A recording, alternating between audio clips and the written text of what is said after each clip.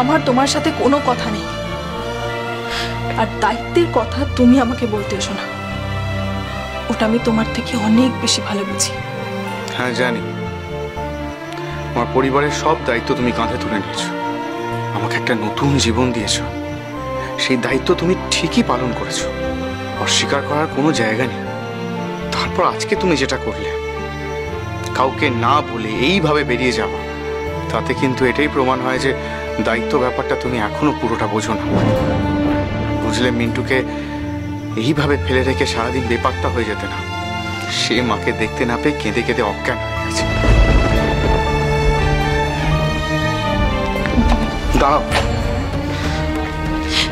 সুবীর, আমাকে ছেড়ে দাও, আমি মিন্টুর কাছে যাবো। দরকার নেই যাবার, বলছি তো দরকার নেই।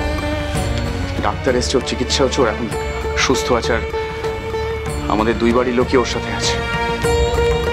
তুমি মিথ্যেবাদী, তুমি আমাকে মিথ্যে কথা বলেছিলে যে হেনার সাথে তোমার কোনো সম্পর্ক নেই, তোমার নাকি শুধু বন্ধু। আমি সত্যি কথাই বলেছি, আমরা শুধুই বন্ধু, and that's it।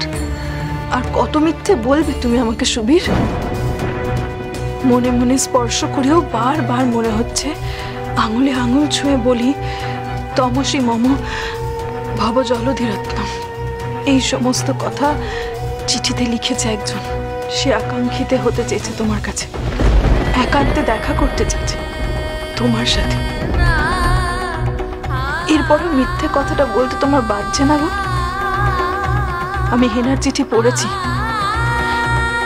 তোর লজ্জা করে না? তোমার লজ্জা করে না সরসী?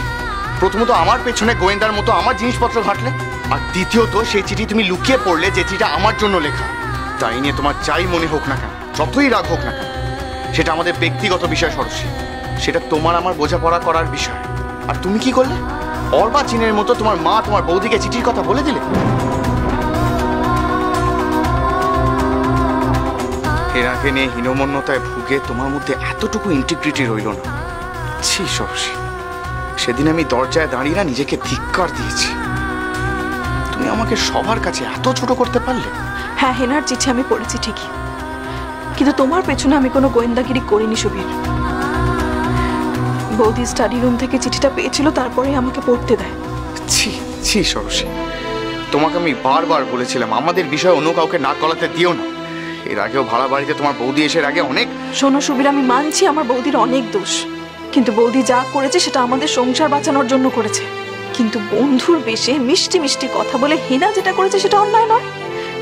সে আমার আর তোমার মধ্যে এসে আমাদের সম্পর্কটা ভাঙতে চায়নি। কেন তুমি বলেছিলে আমাকে যে হেনা শুধুই তোমার বন্ধু, প্রেমিকা নয়? ও সত্যি আমার প্রেমিকা নয়, ওকে আমার ভালো লাগে, দ্যাটস ইট, কিন্তু সেটা প্রেম নয়। তুমি চিঠিটার পরেও সেই কথা বলবে? কি চিঠি? দেখি দাও। হেনাকে লেখা তোমার উত্তর, যেটা পড়ে আমি আর শান্ত থাকতে পারিনি। আমার এত দিনের সবকিছু গড়ে তোলাকে একেবারে ধুলোয় মিশিয়ে দিয়েছে এই চিঠি। তুমি বলেছো আমি নাকি তোমার সম্মান রাখিনি। তুমি আমার সম্মান রেখেছো সুবীর? রাখলে এই চিঠি কি তুমি লিখতে পারতে? সোম থেকে শনি সন্ধ্যে 7:30টায় আকাশ 8-এ।